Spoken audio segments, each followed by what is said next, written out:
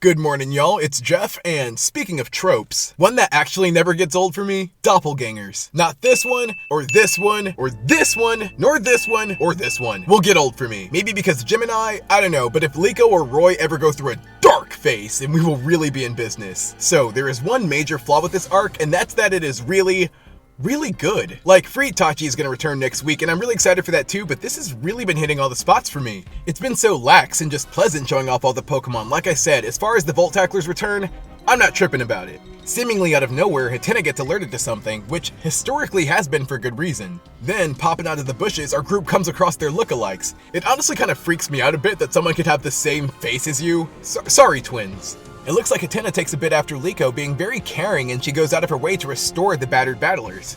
Later on, they let us know that they're also participating in the Paldea course and venturing through the wilderness as well. While doing so, they heard a disturbance and decided to book it out of there, but lookalike Liko's bag ripped. I guess she's pretty resourceful though. She picked up some stray vines, fixed the bag, and was still able to serve. I've always thought Horizons was really strong at suspense building, even here when they hype up a Pokemon that I know is coming. So it looks like the group we ended up with are the ones with backbones, because the doppelgangers wanted no more smoke. So instead of smoke, we get fog. Yeah, it gets pretty tense actually as they make their way to see what the ruckus is about. Hatter starts sensing bad vibes, and right on cue pops out an Annihilate. That is a cool looking Pokemon with a cool name too. Good job, localizers. It sort of made me wonder if it was being hostile for the sake of it, or if there was maybe something it didn't want the kids to see. Feeling the pressure, they have a pretty awesome team group up against the beast, and you'd think Roy would bust out his new Kilo Wattrel, but I guess that would mess up the starter synergy. Really love the urgency though as the kids use any opportunity to escape. Although it is sort of interesting that they would fight a dragon, but not a monkey. Or should I say a Mankey? And a dang herd of them at that. Actually, monkeys are my favorite animal, so I'ma just start being biased. It makes me so happy to see Annie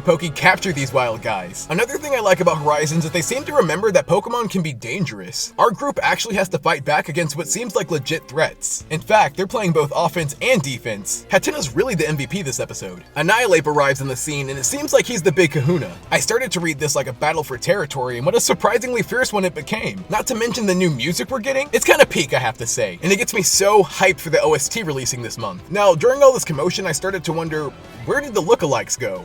Just thinking their role had to be bigger than that. It's almost crazy how much more attention Hattrem is getting than them just wandering around the field. At one point, it looked like Annihilate turned on its friends, and that really threw me for a loop. I think at that moment, just anyone in sight was gonna get hands. It was just straight bloodlust. At least while they were keeping themselves entertained, the kids were able to take a moment to figure out what got the primates all riled up. It looks like their passage to the food got cut off. That'd do it. So, with a surprisingly high knowledge of construction, the group is able to build them a bridge to the tree. Although I am pretty positive that monkeys can swim, but I guess just not these ones. Just when it seems like all's been made right, the group gets faced with a natural disaster as a freaking boulder comes tumbling down on them. That shock must have really spiked their anxiety and got the blood pumping, because these guys start thrashing. It must have really been a nightmare situation for Hattrem to sense all this rage. But what a brave little thing it is. It gets right up in the commotion, sidestepping, getting stomped.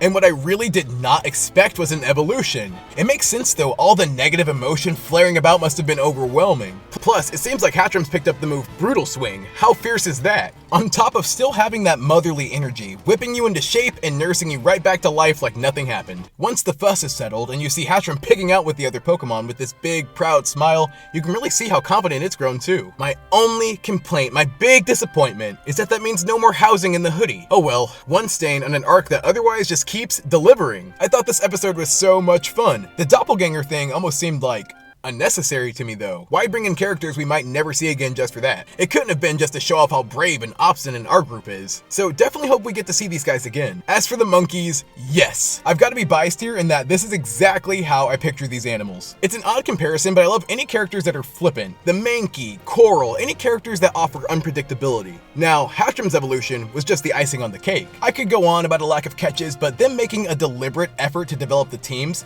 to me, that is a very worthy trade-off. Nothing groundbreaking, but a surprising amount of action and lots of good fun. A B for me.